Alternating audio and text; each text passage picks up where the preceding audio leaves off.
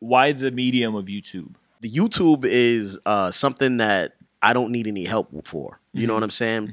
It's almost direct to consumer. And so YouTube is just a place where I can plaster my stuff and people can watch it if they want to watch it. And you know, everyone's been talking about the new television is the cell phone. You know what I'm saying? And so as we look forward to that, I think people who subscribe to my channel choose to watch it just like we chose to watch Nickelodeon or BET. Right. You know what I'm saying? Right. And so Beleaf of Fatherhood is that channel that people come to when they want to just escape the norm or get insight or look forward to something or reminisce. How did you grow the channel so fast? You've been at it for a year and a half, and you're at 20,000 subscribers. Your Facebook likes went through the roof. Yeah. You've been making music way longer than you've been vlogging, but how is it that the vlogging took off so fast for you? Okay, so the music helped.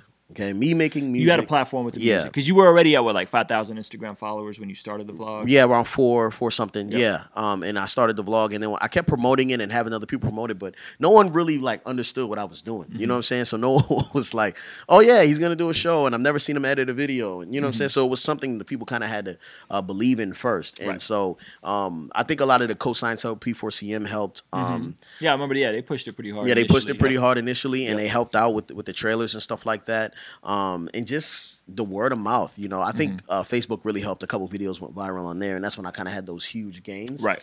But really just consistency and having, you know, good content. I don't think it's by chance that I have these kids who are hilarious. You know what I'm saying? Because if I had kids who were just kind of like, no, I don't want to be on camera. But these kids are like, they're funny. You know what I'm saying? Like, they are like really entertaining. You never know what they're going to say and what they're going to do. And for some reason, I always have the camera out. I think people don't actually understand how hard it is to have two so close in age. Yeah. I was watching Lena and Levi day before yesterday. Yeah. And it's a lot of work. Like it's a lot. So I think it's brilliant that you started documenting, but from just a straight life standpoint, to care for two kids that are that close in age. And at one point they were both in diapers, right? Yeah.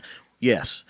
Yes, it's definitely hard. Lena is your niece. Yes. To add some context. But yeah, it's definitely difficult. I mean, what happens is something happens to you as a parent, and you're like, no one will believe this if I didn't.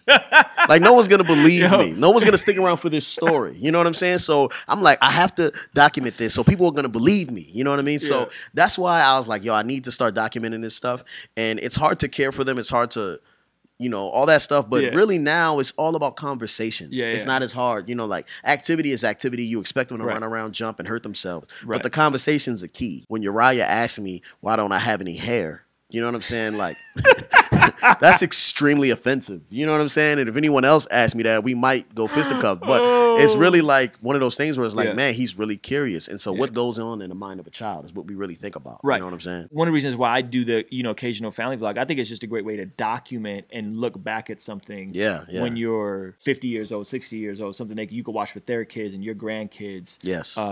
Find fun. And you know what I mean? Like, we had the home cassettes, and you know, they were super random all over the place, but these are actually focused little 5-10 minute videos that I think with music and it gives you context on who you are, who they were, who your wife was, and look back at stuff years and years from now to find value in it. So I think that's super dope. And that's, I think when I talk to a lot of young creatives, young entrepreneurs, like, I encourage them all the time, like, yo, vlog, like, show your whole personality. Yes. R. Swift just called me yesterday, I think. And I was like, yo, like, you are one of the funniest people we know. He is. Like, you need to amplify that with the world and show people who you really are and stop being careful. And I tell people all that time, like, in this climate that we're in, it's one of the coolest times to make music, but you also got to do something different and stand out. And the best thing you can do is bet on yourself and amplify your personality on camera. Yeah. And I think that's one thing, is that some people really don't have much to them. You know what I'm saying? Like, a lot of younger artists really don't have a story, or they're still being molded. So only thing they have is vocabulary and stuff that they say that's dope. You know what I'm saying? So when you have less to bank on, it's harder to do something like that. But a guy like R. Swift has so much deposit, so many good stories in him, bro. So many good stories, so much life lessons, so much pain, struggle, and actually victory. You know what I'm saying? That he can maximize on that. So I think that's kind of the big thing for content creators, musicians now is Yep. that you have to make sure You have to tell a story. You have to tell your story, and there's people out here like what's who's like writing raps, but they collecting cans for studio time. Yeah. You know what I'm saying? Like all that stuff is real. Yep. And so and now you don't need a bunch of fancy DSLRs. You could just grab your. If there's anybody that show that you could do it with your phone, it's been you. Yeah. Like, you just use your phones. You've used broken phones. You've Yeah. had phones donated. There's no excuse now. If you have a decent phone, like start. And that's literally what I was telling Swift yesterday. It's like, dog, you got a 7 Plus. Like you just need to start. And this is going to be a way of keeping that man accountable because he needs to start. So go send that man a tweet or Instagram comment. Let him know we want the video content. We want the story time with Swift. We want something. 215 Swift 215 Swift 215 immediately from R Swift.